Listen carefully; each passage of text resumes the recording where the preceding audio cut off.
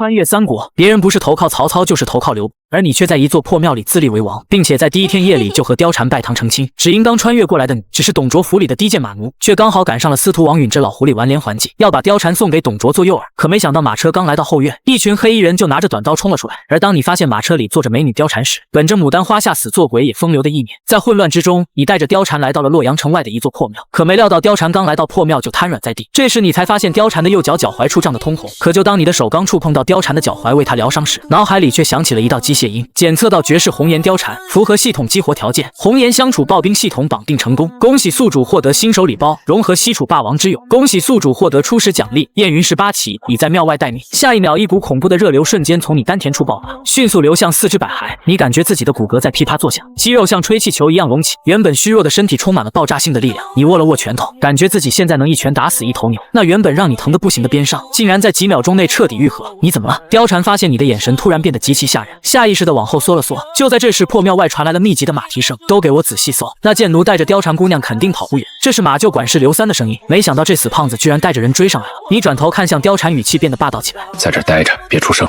接着你大步走出破庙，月光下刘三领着20多个西凉兵，手里举着火把，把破庙围得水泄不通。哼，陈轩，你胆子不小啊！连相国的东西都敢动，赶紧把貂蝉姑娘交出来，老子给你留个全尸！周围的西凉兵哄笑起来，在他们眼里，你就是一个随手可以捏死的蚂蚁。你看着刘三，心里那股积压已久的怒火腾地烧了起来。接着你双手如闪电般探出，直接扣住了2个士兵的脖子，咔嚓2声脆响，2个壮硕的西凉兵连惨叫都没发出来，脖子就被你生生捏断，像烂泥一样瘫在地上。刘三的笑容僵在脸上，眼珠子都快瞪出来了。这怎么可能？随手丢掉那2具尸体，你眼神冷得像冰。霸王之勇果然名不虚传，你能感觉到这些普通士兵在你眼里动作慢得像蜗牛。给我杀，一起上！刘三吓疯了，疯狂地嘶吼着。剩下的10几个西凉兵对视一眼，大喊着冲了上来。就在你准备大开杀戒的时候，破庙外的黑暗中突然传来了整齐划一的马蹄声，哒哒哒，每一声都像是踩在人的心口上。18道黑影如鬼魅般从树林中杀出，他们清一色黑衣黑甲，脸上戴着狰狞的面具，手里握着圆月弯刀。燕云18旗，参见主公！为首的一人声音沙哑，却透着无尽的肃杀。还没等刘三反应过来，这18道黑影已经掠进了人群，那是单方面的屠杀。弯刀划过空气的声音极其刺耳，每一刀下去必有一颗人头落地。西凉兵引以为傲的铠甲，在这些杀神面前脆弱的像纸。不到半分钟，院子里除了刘三，已经没有一个站着的西凉兵了。刘三从马上摔了下来，裤裆湿了一大片，连滚带爬的往后退。别杀我陈玄，陈大爷，我错了。你走到他面前，居高临下的看着他。你刚才说要扒了我的皮，你一脚踩在刘三的胸口，稍微用力就能听到肋骨断裂的声音。不敢，我那是开玩笑的。刘三疼得满脸扭曲，你没跟他废话，直接夺过刘三手里的皮鞭，反手一挥，这一鞭子灌注了霸王之力，直接把刘三的半张脸都抽烂了。这一鞭是替原主还的，你反手又是一鞭，这一鞭是老子赏你的。刘三抽搐了2下，直接断了气。你扔掉鞭子看都不看地上的尸体，转身走回破庙。此时的貂蝉缩在角落里，看到你进来，内心的崇拜爱慕之心油然而生。他看到了外面的杀戮，看到了那些黑衣杀神，他突然发现眼前的男人竟然如此强悍。你走到他面前，蹲下身，看着他那张绝世容颜，直接将貂蝉横抱起来。貂蝉惊呼一声，想挣扎，却发现这个男人的怀抱像铁铸的一样，让他感到一种前所未有的安全感。貂蝉脑子里一片空白，可看着你那霸道的眼神，他竟然生不出一丝反抗的念头。丁，红颜貂蝉心神俱震，好感度提升至50，恭喜宿主完成特殊成就，俘获貂蝉芳心，奖励3000大雪龙旗，奖励神级统帅陈庆之。随着系统声音落下，破庙外的空地上，空间开始剧烈波动，一阵刺骨的寒意袭来，伴随着震耳欲聋的马蹄声，你抱着貂蝉走出破庙。只见月光下，3000名身披银白重甲、胯下白马的骑兵凭空出现，他们静静地列阵在那儿，煞气冲天，仿佛从地狱归来的冰霜军团。为首一名儒将翻身下马，对着你单膝跪地：“末将陈庆之参见主公。”3000大雪龙旗同时拔刀，声震原野：“参见主公。”貂蝉彻底傻了，他虽然不懂兵法，但也看得出这支骑兵的恐怖。这哪里是一个马奴能拥有的力量？你看着眼前的无敌雄狮，仰天长啸：“主公，接下来去哪？”陈庆之站起身说道。他虽然看起来像个柔弱书生，但你知道，这位可是名将榜上的狠人。你把貂蝉安置在陈庆之牵来的一匹白马上，自己也翻身上马，回头看了一眼洛阳城的方向，眼神里闪过一丝狠辣。回洛阳。貂蝉吓了一跳，小声提醒道：“夫君，现在洛阳全都是西凉军，咱们回去不是自投罗网吗？”你看着他那担心的样子，伸手捏了捏他的脸蛋。放心，这天下没人能拦得住我。你心里想的是马厩里的那些兄弟，虽然他们胆小，但在这具身体的记忆里，那些人是唯一给过你温暖的人。既然现在有了兵，就不能让他们在那儿等死。而且洛阳城里的粮草军械是壮大势力的重要物资。走！你一挥手，3000大雪龙旗瞬间发动，银色的洪流在月色下疾驰，速度快得惊人。大雪龙旗自带踏雪无痕的效果，奔跑起来声音极小，但那股压迫感却让人窒息。洛阳城后门，守城的士兵正在打瞌睡，突然他们感觉到地面在颤抖。什么声音？一个士士兵揉着眼睛往远处看，还没等他看清，一道银色光芒已经冲到了眼前。燕云18旗打头阵，像18道黑色闪电，直接飞上了城墙。惨叫声瞬间响起，你带着大雪龙旗紧随其后。开城门！你大吼一声，手里的铁锨早就换成了从西凉兵手里夺来的长枪。你随手一挥，长枪带起一阵劲风，直接把城门栓扫得粉碎。轰隆一声，城门大开，3000众骑兵直接撞进了洛阳城。此时的洛阳城还没从刺客袭击的动乱中平复，到处都是搜捕的士兵。当他们看到这支银甲骑兵时，全都懵了，这是哪来的军队？快去禀告相国！你根本不理会这些杂兵，直奔相国府后院马厩。马厩里几十个马奴正缩在一起瑟瑟发抖。刘三一直没回来，他们预感到出大事了。陈哥不会被杀了吧？肯定死了，动了相国的东西哪能活啊？就在这时，马厩的墙壁直接被暴力撞倒。你骑着高头大马，在一众银甲骑兵的簇拥下，出现在众人面前。兄弟们，我回来了！你看着那些目瞪口呆的伙伴，大声喊道：想不想活命？想不想吃肉？那些马奴看着你，再看看他身后那些杀气腾腾的骑兵，一个个眼珠子都要掉出来了。陈哥，你当大官了？别废话，想走的跟我走，不想走的留在这儿等死。你一挥手，大雪龙旗冲进马厩，把那些还没反应过来的管事和监工全给砍了。几十个马奴连滚带爬的跑了出来。你看着这些衣衫褴褛的汉子，心里叹了口气，这些就是你的第一批班底。主公，西凉大军动了。陈庆之低声提醒。你抬头看去，只见洛阳城中心的方向，无数火把汇聚成火龙，正往这边涌来。那是董卓的西凉铁骑。你冷笑一声，来得好，正好试试大雪龙旗的威力。洛阳大街上，5000西凉铁骑在猛将华雄的率领下，正咆哮着冲过来。华雄此时一肚子火，大半夜的居然有人在洛阳城里闹事，还抢走了董相国看上的女人。前面的逆贼听着，放下武器，饶尔等不死！华雄挥舞着大刀，声音如雷。你看着远处的华雄，心里想，这就是关二爷一温酒就斩了的倒霉蛋，看起来确实挺唬人。庆之，交给你了。你淡淡的说道。陈庆之微微点头，长剑一指，大雪龙旗冲锋！3000银甲骑兵瞬间动了，没有喊杀声，只有整齐的马蹄声和铠甲摩擦声。双方在街道上狠狠撞在一起。华雄本以为这支来历不明的骑兵会被西凉铁骑一冲击溃，可一交手，他魂儿都吓飞了。大雪龙旗的撞击力太恐怖了，西凉马在这些白马面前就像是受惊的小羊羔。大雪龙旗的重甲连马眼都护住，根本不畏惧刀劈箭射。银色的长枪在人群中穿梭，每一枪都能带走数名西凉兵。华雄眼睁睁看着自己的前锋像割麦子一样倒下，这不可能，这到底是什么兵种？华雄怒吼一声，挥刀劈向一名大雪龙旗。当火星四溅，那名士兵晃都没晃一下，反手一枪，差点把华雄的肩膀扎个对穿。华雄吓得亡魂皆冒，他发现这些士兵每一个竟然都有不亚于2流武将的力武。撤，快撤！华雄不敢恋战，调转马头就跑。你没打算追杀华雄，现在的目的是出城，杀出去！3000龙骑如入无人之境，直接杀穿了西凉军的合围，奔向洛阳东门。此时洛阳城东的一座酒楼上，一个细眼长髯的汉子正站在窗边，手里端着酒杯，震惊地看着大街上的混战。那是曹操，他本是想趁乱看看有没有机会刺杀董，却没想到看到了如此震撼的一幕。文若，你看那支骑兵，曹操的声音都在发抖，3000之众竟然杀得5000西凉铁骑溃不成军。那领头的少年是谁？站在他身后的荀彧也是满脸凝重。主公，此人从未见过，看其甲胄兵刃，绝非汉军，难道是哪个隐世豪强的私兵？曹死盯着你的背影，不管他是谁，这天下要变天了。一个马奴出身的人，竟然能统领如此神兵，此人不死必成大患。你并不知道曹操在看你。杀出东门后，你带着大军扬长而去，消失在茫茫夜色中。大军奔行了一夜，天亮时分已经远离了洛阳。你找了一处依山傍水的树林安营扎寨。那些马奴兄弟们一个个累得够呛，但眼神里全是兴奋。陈哥，咱们现在去哪？一个叫大壮的马奴凑过来问。你喝了一口水，看着地图，现在咱们有兵有将，但缺粮也缺个地盘。你指了指陈留的方向，先往那边走，那边豪强多，粮食也多。你现在有系统在手，只要收服红颜就能爆兵。三国的美女多的是，只要自己够强，统统都是你的。正想着，负责探路的燕云18旗的一员飞马而回。主公，前方5里处发现一支车队，看旗号是河东魏家的。你眉头一挑，魏家魏重道，你脑子里立刻浮现出一个名字，蔡文姬。如果没记错，这个时候蔡琰应该正被送往河东魏家成亲。蔡琰啊，那可是三国著名的才女。你站起身，嘴角露出一抹坏笑。兄弟们活来了。貂蝉在一旁看着你的神情，有些好奇地问：你要干什么？你翻身上马，霸气地说：给你找个伴。5里外官道上，一支迎亲队伍正吹吹打打地走着，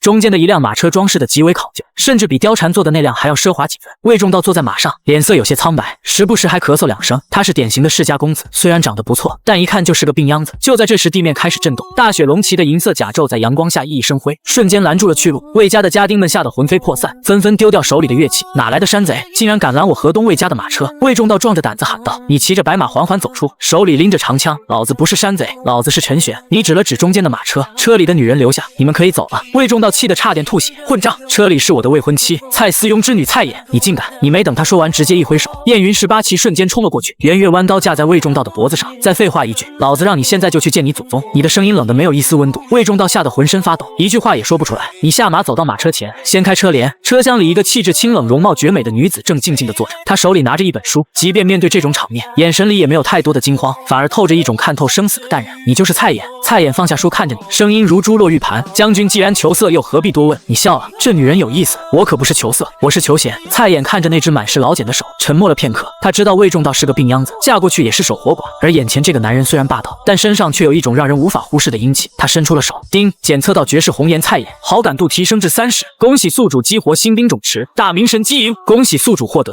3000神机营火枪手。你心里狂喜，火枪手，这在冷兵器时代简直就是降维打击啊！魏仲道眼睁睁看着蔡琰被你拉下了马车，他想喊，可脖子上的弯刀让他连大气都不敢喘。陈玄，你竟敢抢妻，蔡思庸不会放过你的！魏仲道颤抖着喊道。你回头看了他一眼，像是在看一个死人。蔡伯阶若是知道女儿嫁给你这种废物，不出1年就要守寡，他估计还得感谢我。你摆摆手，走吧，留你一条命回去报信，告诉天下的世家，我陈玄来了。魏仲道带着残兵败将狼狈而逃。你转头看向蔡琰，此时蔡琰正好奇地看着周围那些银甲骑兵。将军，这些兵不像是中原之士。蔡琰轻声说道。你笑了笑，他们是天兵。你带着蔡琰来到营地，当貂蝉看到蔡琰的时候，2个绝世美女都愣住了。貂蝉姐姐，蔡琰显然认出了貂蝉。文姬，貂蝉也一脸惊讶。两人很快凑在一起窃窃私语。你看着这一幕，心里美滋滋的。2个红颜了，这刨冰的速度不得飞起来。你迫不及待地查看系统，神机营火枪手已经到账，随时可以召唤。主公，前方发现一座小县城，叫平丘。陈庆之过来说道，城防薄弱，咱们可以作为暂时的落脚点。你点点头，好，通知兄弟们准备攻城。你要试试这神机营的威力。大军开拔，很快就到了平丘城下。平丘县令看着城外突然出现的银甲骑兵，吓得腿都软了。快关城门，放箭！城墙上稀稀拉拉的射下几十支箭，连大雪龙骑的皮毛都没伤到。你冷笑一声，一挥手，3000神机营火枪手凭空出现，他们穿着红色战袍，手里端着黑黢黢的火绳枪。平丘县令懵了，这些兵手里拿的是什么？烧火棍吗？你拔出长枪向前一指，开火！密集的枪声如雷鸣般响起，城墙上的士兵哪里见过这种阵仗？只见一阵硝烟过后，城墙上的守军像割麦子一样倒下，那坚硬的城砖都被打得碎屑乱飞。平丘县令直接吓晕了过去。这是雷公下凡吗？不到10分钟，平丘城门大开，你骑马入城。另一边的洛阳相国府，董卓一把推开面前的酒席，肥胖的脸上满是横肉在抖动。废物，全都是废物！他看着跪在地上的华雄，气得一脚踹了过去。3000骑兵就在洛阳城里把貂蝉抢走了，还杀了我几千西凉铁骑。华雄，你这脑袋是不想要了吧？华雄满头大汗，连声求饶。相国息怒，那支骑兵实在太诡异了，他们全身重甲，刀枪不入，而且速度极快，末将实在拦不住了。董卓喘着粗气，陈玄，那个马奴。他转头看向一旁的李儒，文攸你怎么看？李儒阴沉着脸摇了摇羽扇，相国此人来历不明，却拥有如此精锐的部下，绝非偶然。更重要的是，他竟然能截胡王允的连环计，说明他早已看穿了咱们的部署。就在这时，王允也急匆匆地赶来了。相国大事不好了！王允一脸悲戚，老臣刚收到消息，小女貂蝉被那逆贼你掠走了。董卓冷哼一声，王司徒，你送的美女还没进老夫的门就没了，这事儿你得给个交代。王允心里苦啊，他本想用貂蝉离间董卓和吕布，现在倒好，肉包子打狗有去无回。更让他吐血的是，他听说你在破庙里直接跟貂蝉拜堂了，那可是他苦心培养了多年的棋子啊。相国，此贼不仅抢了貂蝉，听说还在路上抢了河东魏家的蔡琰。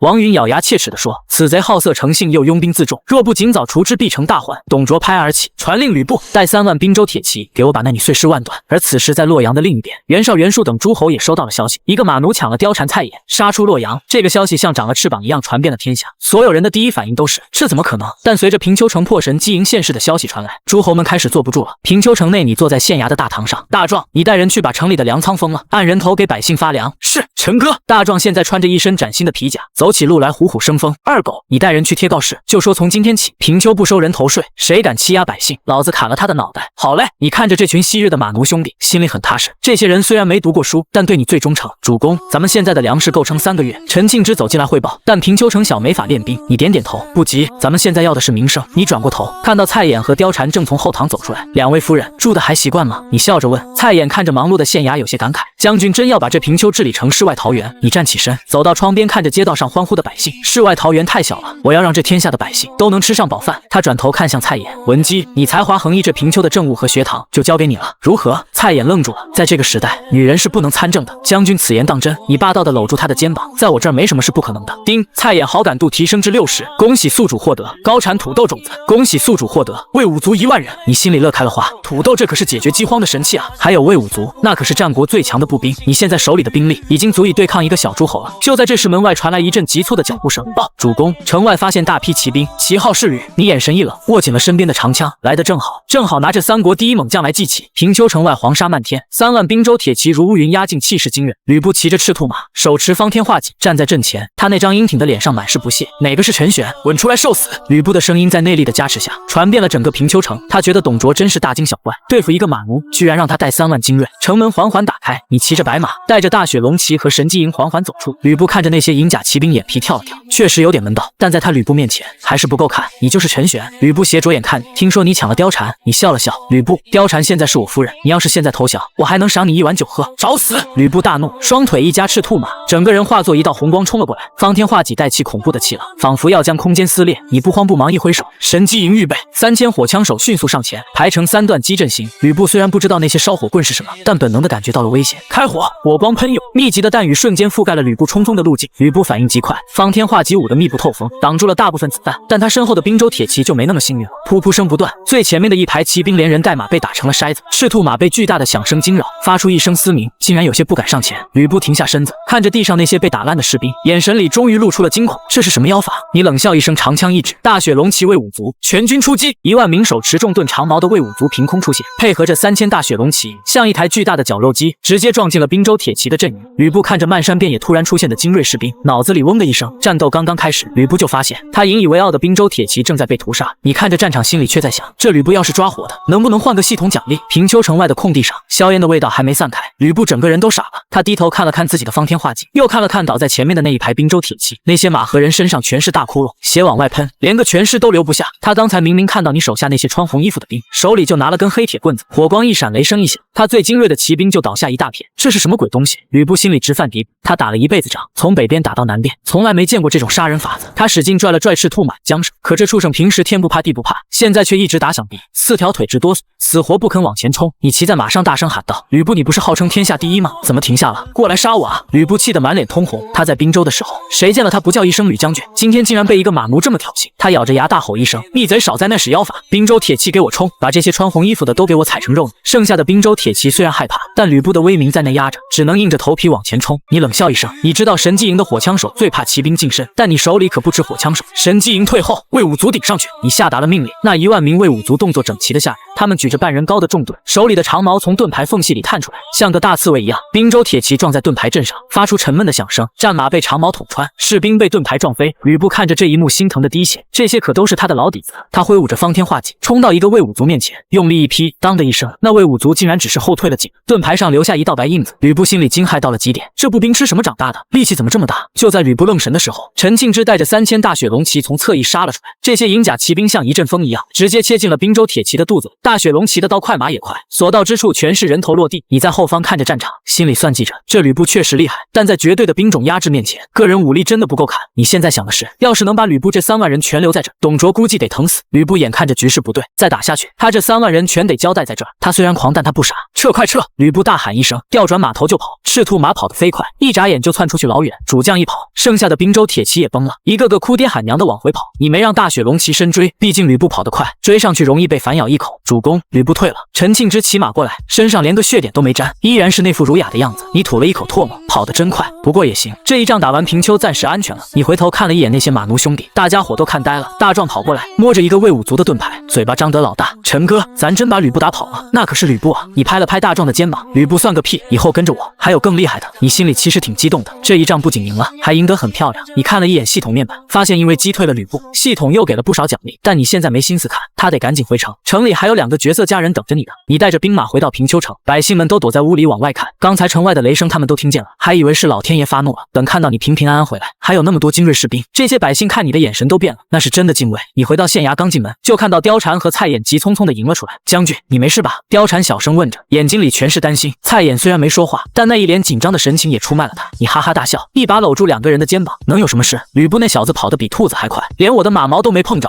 貂蝉被你搂着脸红到了脖子根，但他没躲，他现在心里乱得很。这个男人太强势了，一个马奴居然能打败吕布，这传出去谁信啊？蔡琰被搂着，身体有些僵硬，但也没反抗。他看着你那张满是自信的脸，心里满是崇拜之情。你把2人带进后堂，一屁股坐在主位上，你现在感觉浑身都是劲，这种掌控权力的感觉，比在相国府刷马强上1万倍。大壮，你喊了一声，大壮赶紧跑进来。陈哥，啥事？去把城里最好的酒菜都给我弄来，今天我要跟兄弟们好好喝一顿。你大声吩咐道。平丘县衙的后堂，酒菜已经摆好了，你坐在中间，两边坐着貂蝉和蔡琰。大壮那些马奴兄弟在院子里喝酒划拳，闹得不行，你没管他们。这些日子大家都憋坏了，确实得发泄发泄。你端起酒杯喝了一口，这时代的酒酒度数不高，喝着跟饮料似的。你看着身边的两个美女，心里美滋滋的。貂蝉给他倒酒，动作温柔的不行。蔡琰在一旁给你夹菜，虽然话不多，但眼神一直往你身上瞟。将军，你以后打算怎么办？蔡琰突然开口问道。你放下酒杯，看着蔡琰那双清澈的眼睛，怎么办？当然是继续招兵买马。这天下乱成这样，手里没兵没粮，那就是别人嘴里的肉。貂蝉叹了口气，可是董卓不会放过我们的。吕布虽然败了，但西凉军还有几十万。你笑了笑，伸手捏了捏貂蝉的小脸蛋，几十万又怎么样？我那些兵你们也看见了，那是普通人能比的吗？只要给我时间，董卓那点人马我还不放在眼里。你说这话的时候语气特别狂，但貂蝉和蔡琰竟然都没觉得你在吹牛。刚才城外那一仗，他们虽然没亲眼看见，但那雷鸣般的响声和吕布狼狈逃窜的样子，他们可是听得真切，看得明白。就在这时，你脑子里响起了系统的声音：丁宿主击退吕布，名震天下。红颜貂蝉蔡琰好感度大幅提升，当前红颜貂蝉好感度75，蔡琰好感度70。恭喜宿主获得阶段性奖励，大明神机营扩充至1万人。恭喜宿主获得神医华佗已在城外等候。恭喜宿主获得玄甲军3000。你心里猛地一跳，好家伙，这奖励够厚实的，神机营扩充到1万，这火力直接翻了好几倍啊！还有玄甲军，那可是李世民手下的王牌，重骑兵里的战斗机。最让你惊喜的是华佗，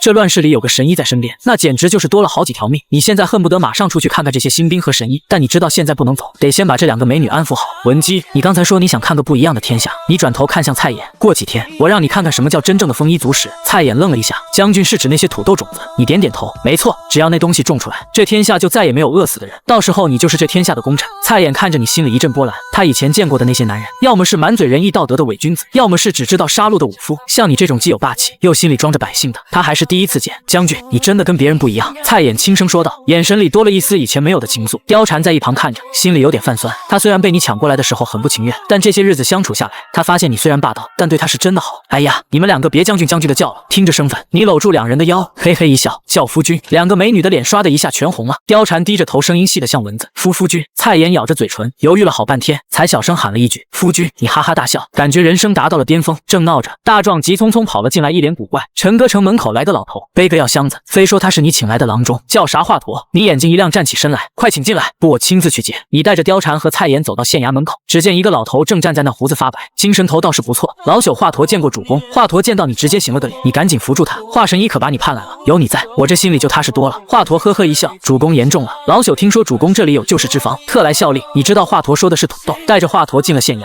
安排好住处。另一边的洛阳朝堂炸了锅，董卓气得要杀人。洛阳相国府，董卓正抱着个酒坛子在那猛灌，旁边几个侍女吓得瑟瑟发抖。大厅中间，吕布低着头，盔甲上还有不少划痕，看起来狼狈极了。你说什么？你再说一遍。董卓把酒坛子往地上一摔，啪的一声，碎片溅得到处都是。吕布咽了口唾沫，声音有些发颤。相国，那你不知道从哪弄来一种能发雷声的兵器，隔着老远就能杀人。末将带去的滨州铁骑损失过半。董卓听完，眼珠子瞪得跟牛眼似的。3万滨州铁骑去打一个平丘，去抓一个马奴，你竟然给我带回来一半残兵。吕布，你是不是觉得老夫不敢杀你？吕布扑通一声跪在地上。相国息怒，非是末将无能，实在是那妖法太厉害了，而且你手下还有一支银甲骑兵，战力极其恐怖。末将真的尽力了。一旁的李儒脸色阴沉的快要滴出水来，他摇了摇手里的羽扇，缓缓开口：相国，吕将军所言恐怕并非虚假，之前华雄回来也是这么说的，这个陈玄绝不是普通的马奴。董卓气得在厅里走来走去，那一肚子肥肉乱晃，不是马奴是什么？难道他是神仙下凡不成？老夫纵横天下这么多年，什么大风大浪没见过，竟然在一个马奴手里栽了2次跟头。相国，此人现在占据平丘，又抢了貂蝉和蔡琰。李儒分析道，他现在名声大噪，天下诸侯肯定都在盯着他，如果我们不能尽快解决他，恐怕会引起连锁反应。就在这时，门外传来一阵嘈杂声，王允急匆匆地走了进来，老脸白得跟纸一样。相国出大事了！王允一进门就喊道。董卓没好气地瞪了他一眼，王司徒，又是为了你那女儿？王允摆摆手，声音都在发抖，不是，刚才城里传开了，说你在平丘城外一仗打败了吕将军，还说你是雷公转世，能召唤天雷杀人。董卓一听更火了，什么雷公转世，那都是骗老百姓的鬼话，可现在洛阳城里的人都这么说。王允苦着脸，那些原本投靠相国的豪强，现在心思都动摇了，他们觉得相国连个马奴都收拾不了。董卓一把抓住王允的衣领，把他整个人都提了起来。老东西，你再说一遍！王允吓得差点尿裤子。相国饶命，老臣只是实话实说啊。董卓把他扔在地上，转头看向李儒，文幽，你说现在该怎么办？难道要老夫亲自带兵去平丘？李儒沉思了片刻，相国不可轻举妄动，现在18路诸侯已经开始会盟，袁绍在那边闹腾的厉害，如果我们把主力调去打平丘，洛阳就空了。那难道就看着那小杂种在平丘逍遥快活？董卓咬牙切齿地问。李儒阴冷地笑了笑，当然不，我们可以给你封个官，让他去跟那些诸侯斗。封官？董卓愣住了，你疯了？他抢了老夫的女人，杀老夫的兵，老夫还要给他封官？相国听我说。李儒凑到董卓耳边低声说道，封他做个平东将军，让他去守虎牢关，他不是厉害吗？让他去对付袁绍和曹操，到时候他们两败俱伤，我们坐收渔翁之利。董卓听完眼睛亮了一下，这法子好，借刀杀人。要是他死在诸侯手里，老夫省心了；要是他把诸侯打跑了，老夫再找机会弄死他。吕布在一旁听着，心里很不是滋味。他堂堂温侯，竟然要跟一个马奴平起平坐，但他现在不敢说话，只能把这口恶气咽下去。而此时的你，正带着华神医在平丘城外的荒地上转悠，根本不知道董卓已经给你准备了一份大礼。你现在满脑子都是怎么把土豆种出来。神医，你看这地行吗？你指着脚下的黄土地问。华佗抓起一把土捏了捏，点点头，土质尚可，只要水源充足，主公说的那种土豆应该能长得不错。你嘿嘿一笑，那就好。陈留袁绍的大营，大半夜的袁绍却没睡觉，他正对着一份战报发呆。战报上写得很清楚，平丘陈玄以少胜多，击溃吕布3万精锐。这怎么可能？袁绍把战报拍在桌子上，看向下手的几个谋士。吕布那厮虽然狂妄，但滨州铁骑确实厉害。你一个马奴哪来的兵？主公，听闻你手下有一支能放雷声的骑兵。冯骥小声说道，而且此人行踪诡异，突然就在平丘冒了出来。袁绍冷哼一声，雷声？我看是装神弄鬼，定是吕布那厮轻敌，才让这小贼钻了空子。就在这时，帐外传来声音，曹操求见。袁绍眉头一皱，孟德，快起！曹操大步走进营帐，脸上带着一种莫名的兴奋。他一坐下就直接开口，本初你也收到消息了吧？袁绍点点头，平丘的事。孟德，你觉得这你是什么来头？曹操喝了一口水，眼神变得深邃起来。本初，你我当初在洛阳都见过那女，他原本就是董卓府里的马奴，可现在他不仅抢了貂蝉和蔡琰，还把吕布打得满爪牙，这说明什么？说明这小子一直在隐忍。袁绍试探着问。不，曹操摇摇头，说明他背后有一股我们不知道的力量。我派人去平丘打探过了，他手下的那些士兵甲胄精良，训练有素，绝非一朝一夕能练出来的。更可怕的是那种火气，能在100步之外取人性命。火气？袁绍还是第一次听到这个词。曹操站起身，走到地图前，指着平丘的位置。此人现在占据平丘，正好卡在我们和洛阳之间。如果他投靠董卓，我们就麻烦了；如果他自立门户，那这天下又多了一个可怕的对手。袁绍不屑地笑了笑，孟德，你是不是太高看他了？一个马奴而已，能翻起多大的浪？等我们灭了董卓，顺手也就把他收拾了。曹操看着袁绍那副自大的样子，心里叹了口气。他知道袁绍这人志大才疏，根本看不清局势，本初不可大意啊。曹操语气严肃，我听闻董卓已经派人去平丘封官了。袁绍愣了一下，封官？封什么官？平东将军领平丘太守。曹操冷冷地说道，董卓这是想拉拢他，让他来对付我们。袁绍这下坐不住了，董贼竟如此卑鄙，那我们怎么办？曹操眼中闪过一丝金光，我们也封，你以盟主的名义封他做个讨贼先锋，告诉他只要他愿意加入联军，等灭了董卓，高官厚禄少不了他的。这袁绍有些犹豫，他抢了蔡琰，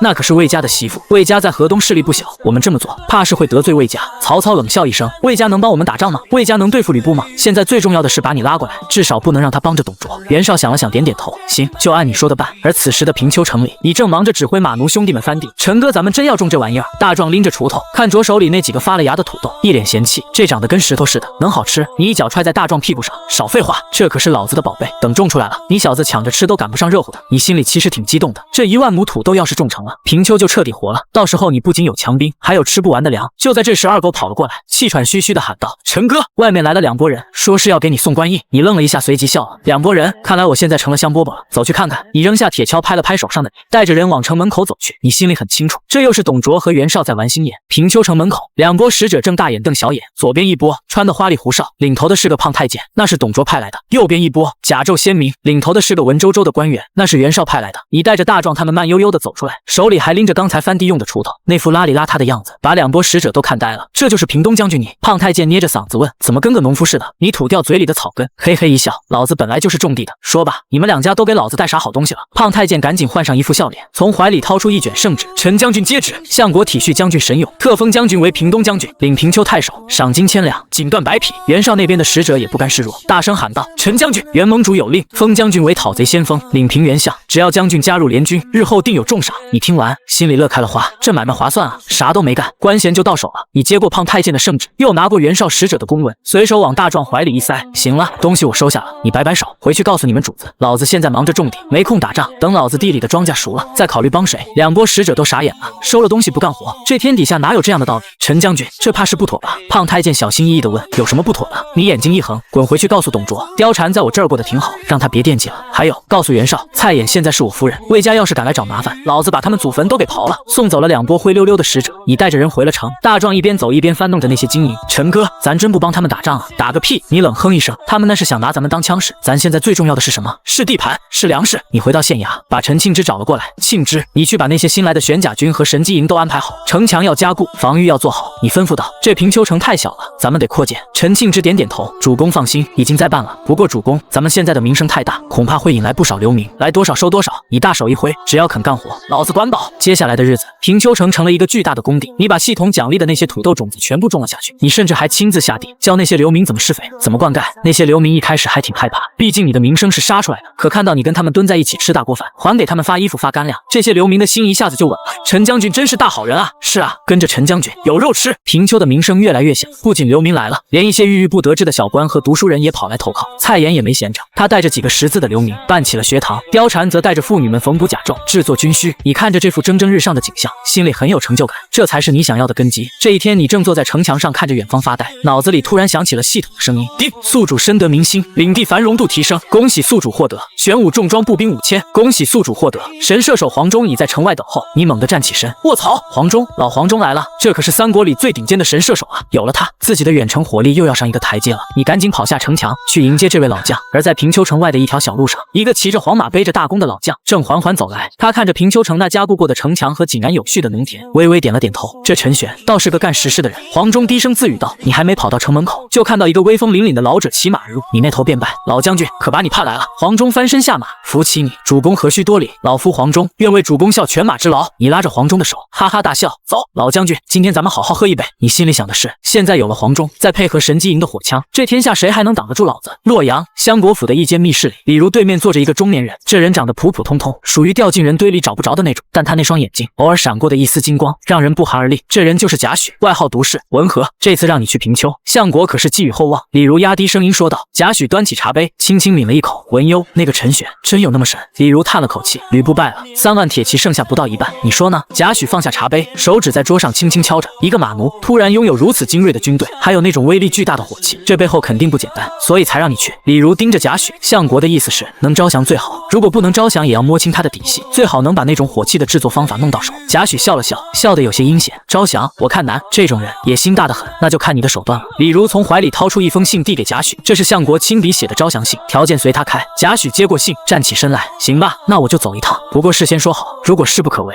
我会先保住自己的命。李如点点头，那是自然。几天后，贾诩孤身一人来到了平丘城，他没穿官服，就穿了一身普通的儒衫，看起来就像个游方的学者。平丘城的守卫很严，但对进城的百姓和学者倒是挺客气。贾诩很顺利的进了城，一进城他就被眼前的景象惊呆了。街道干净整洁，百姓脸上没有那种乱世里常见的菜色，反而一个个精神抖擞。城里的扩建工程干得热火朝天，到处都是干活的人，却一点也不乱。最让他惊讶的是城外的那些地，这时候还没到收割季节，但那些地里的庄稼长得异常茂盛，那是他从来没见过的植物。这就是陈玄种的土豆。贾诩蹲在地头仔细观察着。就在这时，一队巡逻的士兵走了过来，领头的是大壮。嘿，那老头干啥呢？别乱动地里的庄稼！大壮嚷嚷道。贾诩站起身，拍了拍手上的土，笑呵呵地拱了拱手。这位将军，老夫只是好奇，这地里种的是何物？大壮挺起胸膛，一脸自豪，这是咱们陈将军种的鲜粮，等熟了能救活全天下的人。鲜粮？贾诩心里冷笑一声，面上却装出一副崇拜的样子。陈将军真乃神人也，老夫贾诩特来投奔将军，还请代为引荐。大壮一听是来投奔的，态度好了一点。行，跟我走吧。不过我得提醒你，咱们陈哥最讨厌那种磨磨唧唧的读书人，你有话直说。贾诩跟着大壮进了县衙，你正在大堂里跟黄忠研究地图，一听大壮说有个叫贾诩的来投奔，你手里的笔啪嗒一声掉在了地上。谁？你再说一遍，他叫啥？你瞪大眼睛问。贾诩啊。大壮挠挠头，一老头看着挺和气的，你心里翻起了惊涛骇浪。贾诩，这可是三国里最聪明的狐狸之一啊，他跑来平丘干什么？肯定是董卓派来的卧底。你深吸一口气，平复了一下心情，让他进来。贾诩走进大堂，看到你的第一眼，心里微微一震。眼前的少年虽然穿着一身普通的布衣，但那股子上位者的气势竟然比董卓还要强，尤其是那双眼睛深邃的让人看不透。草民贾诩，见过陈将军。贾诩恭恭敬敬地行了个礼。你盯着贾诩看了一会儿，突然笑了起来。贾文和，咱们明人不说暗话，董卓派你来是想杀我，还是想招降我？贾诩心里一惊，他没想到你一口就叫出了他的表字，还直接点破了他的身份。他脸上的笑容僵了一下，随即恢复正常。将军果然快人快语，相国确实有招降之意，不过老夫此来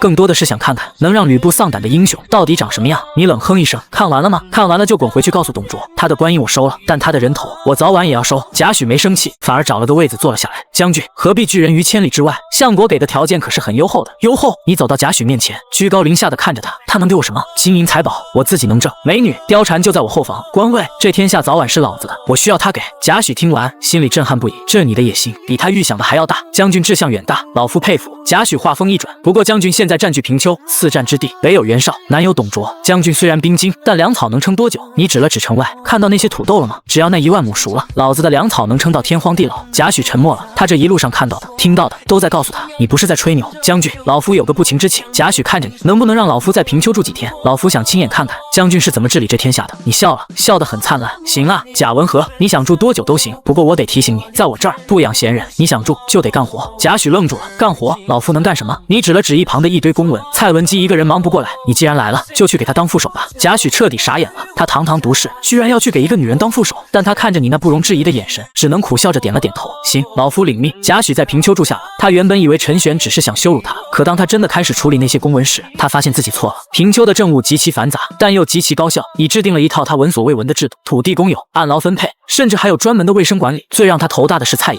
这个才女不仅长得漂亮，脑子也灵光得很。贾诩想在政务里动点手脚，给洛阳传点消息，每次都被蔡琰一眼识破。贾先生，这笔账目不对吧？蔡琰指着一份报表，语气平淡。贾诩老脸一红，嗨嗨，老夫年纪大了，看花了眼。贾先生，将军说了，平丘不养闲人，也不养骗子。蔡琰看着他，眼神里透着一丝警告。贾诩心里暗暗叫苦，这平丘简直就是个铁桶，连个缝儿都没有。半个月过去了，土豆快要成熟了。贾诩知道不能再等了，他趁着夜色想偷偷溜出城去，把平丘虚实告诉董卓。可他刚走到城门口，就被一队士兵拦住，领头的正是黄忠。贾先生，大半夜的，这是要去哪啊？黄忠手里拎着大弓，笑眯眯地问。贾诩心里咯噔一下，老夫睡不着，想出城散散步。散步？黄忠冷笑一声，正好，将军也在散步，请吧。贾诩被带到了城墙上，你正站在那儿，手里拿着一个黑黢黢的管子望远镜，往远处看。文和来了。陈玄头也不回地说道。贾诩自知败露，索性也不装了。将军既然知道老夫要走，为何不早点拦着？你放下望远镜，转过身看着他，我想看看你到底能玩出什么花样。贾文和，你给董卓写的那些信都在我这儿呢。陈玄从怀里掏出一叠纸，随手扔在地上。贾诩脸色大变，这怎么可能？老夫明明是用飞鸽传书。陈玄指了指天空，看到那只鹰了吗？那是老子养的，你那鸽子一飞起来，就成了他的点心。贾诩颓然地坐在地上，将军神机妙算，老夫服了。要杀要剐，随你便。杀你？陈玄摇摇头，我为什么要杀你？你这种人才，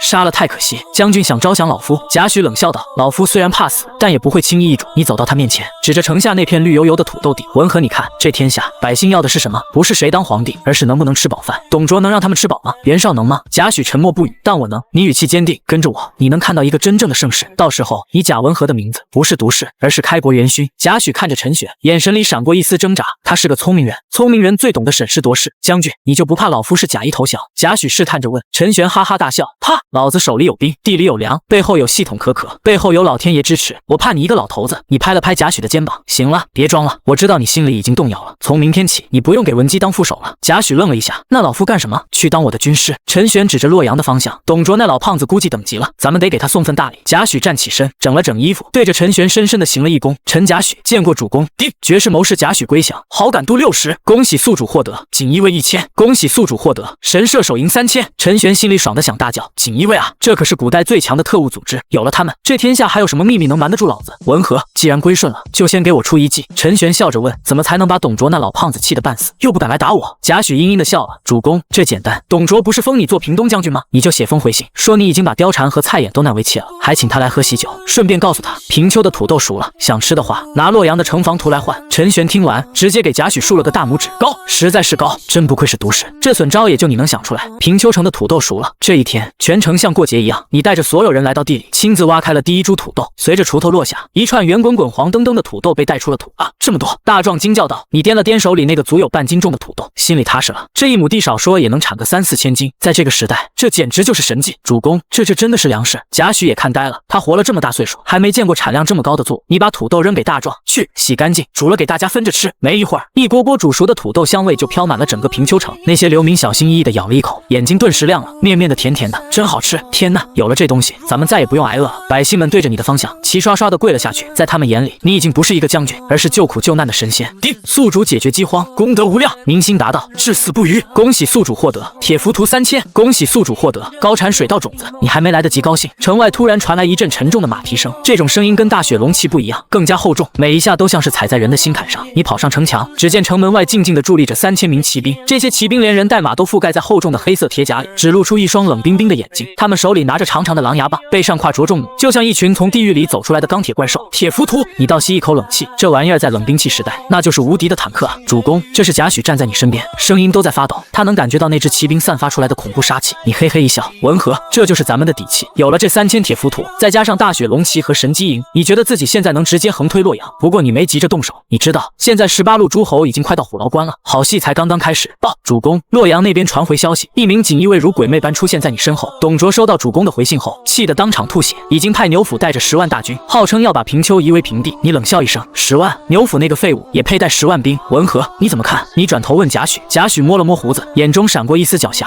主公，牛辅不足为虑，但咱们不能在平丘跟他硬拼，那在哪打？虎牢关。贾诩指着地图，我们要趁着牛辅出兵，联军进攻的机会，把虎牢关抢过来。抢虎牢关？你眼睛一亮，那可是天下第一雄关，抢了它，就等于把洛阳的门户握在了手里。主公，咱们可以先示弱。贾诩继续说道，让牛辅以为咱们怕了，等他到了平丘城下，咱们再给他来个狠的。你哈哈大笑，行，就按你说的办。大壮，你喊道，陈哥，啥事？大壮嘴里还塞着半个土豆，去把城里的粮食都藏好，告诉百姓，我们要出去打仗了，让他们守好家。你看着远方，心里热血沸腾。牛辅，希望你的脑袋够硬，别被老子的铁浮屠一下就给砸碎了。就在牛辅的大军还没到平丘的时候，另一支军队先到了。这支军队穿着红色的战袍，打着孙字大旗，领头的是个身材魁梧、目光如炬的汉子，江东猛虎孙坚。孙坚本来是联军的先锋，正带着人往虎牢关赶，结果半路上遇到了西凉军的伏击，虽然打赢了，但也迷了路，误打误撞跑到了平丘地界。主公，前面有座城。孙坚身后的老将黄盖指着远处的平丘说道。孙坚勒住马，看着平丘城，他发现这城虽然不大，但城墙修得极其坚固，而且城墙上隐约能看到一些奇怪的士兵。这是哪儿？孙坚问身边的向导，向导看了看，有些犹豫，回主公，好像是平丘，听闻现在被那个马奴陈玄占据着。陈玄？孙坚冷哼一声，就是那个抢了貂蝉和蔡琰的小贼。孙坚这人脾气火爆，又是一身正气，最看不惯这种趁乱打劫的人。走，过去看看。孙坚一挥手，带着几千江东子弟兵往平丘城下走去。你在城墙上早就看到孙坚了，锦衣卫早就把孙坚的底细报了上来。主公，是孙坚。贾诩在一旁说道，此人勇猛无敌，但性格刚烈，不好对付。你笑了笑，江东猛虎吗？我知道，老将军，你去会会他。黄忠点点头，拎着大弓走到城墙边上，大声喊道，下面可是孙文台将军。孙坚抬头一看，见是个老将，便也拱了拱手，正是孙某。你是何人？老夫黄忠，我家主公陈将军，请孙将军进城一叙。黄忠的声音如洪钟大吕。孙坚愣了一下，陈玄要见我，他一个马奴也配见我？黄忠也不生气，直接拉开大弓，对着孙坚身前的一块石碑就是一箭，嗖，箭之如流星赶月，砰的一声，直接把那块石碑射了个粉碎。孙坚瞳孔猛地一缩，好强的剑法，老将军好手段。孙坚冷笑一声，既然陈将军相邀，那孙某就去见识见识。孙坚带着黄盖等几名亲信进了城，一进城，孙坚就被镇住了。他看到了一排排站得笔直的神机营士兵，看到了那些正在巡逻的玄甲军，更看到了远处那些像钢铁怪兽一样的铁浮屠。这孙坚心里翻起了惊涛骇浪，这兵力，这装备，就算是他的江东精锐也比不上啊！你在大厅里等着他，身边坐着貂蝉和蔡琰。孙将军，久仰大名。你站起身，客气地打了个招呼。孙坚看着你，发现这少年虽然年轻，但那股子淡然的气度，让他竟然感觉到了一丝压力。陈玄，你既然有如此精锐，为何不加入联军讨伐董卓？孙坚直截了当地问。你请孙坚坐下，亲自给他倒了一杯酒。加入联军，去听袁绍那个草包指挥，还是去跟曹操那个奸雄勾心斗角？孙坚一时语塞，联军内部的情况他比谁都清楚，确实是一盘散沙。孙将军，我虽然没加入联军，但我做的事可比联军有意义多了。你指了指外面的土豆地，我让这平丘的百姓都能吃上饭。孙坚冷笑一声，大丈夫生于乱世，当立不世之功，种地算什么本事？你哈哈大笑，不吃饱肚子，哪来的力气立功？孙将军，你现在的粮草还剩多少？孙坚脸色一变，他确实缺粮，袁术那家伙一直扣着他的粮草不发。孙将军，如果不嫌弃，我这平丘的土豆管饱。你盯着孙坚的眼睛，不过我有个条件。什么条件？帮我打牛辅。你指着地图，牛辅带了10万人正往这儿赶，你帮我侧翼袭扰，等灭了牛辅，我送你3万石粮草，外加这种火器。你指了指一名神机营士兵手里的火枪。孙坚看着那火枪，又看了看外面那些精锐士兵，心里陷入了沉思。他知道，如果有了这些东西，他回江东就能横着走。好，孙坚一拍桌子，我答应你。孙坚答应了，其实他不答应也不行，他现在缺粮缺得厉害，而且你展现出来的实力，让他感到了深深的忌惮。主公真的要把火器给孙坚？贾诩在孙坚走后，有些担忧地问。你笑了笑，给啊，为什么不给？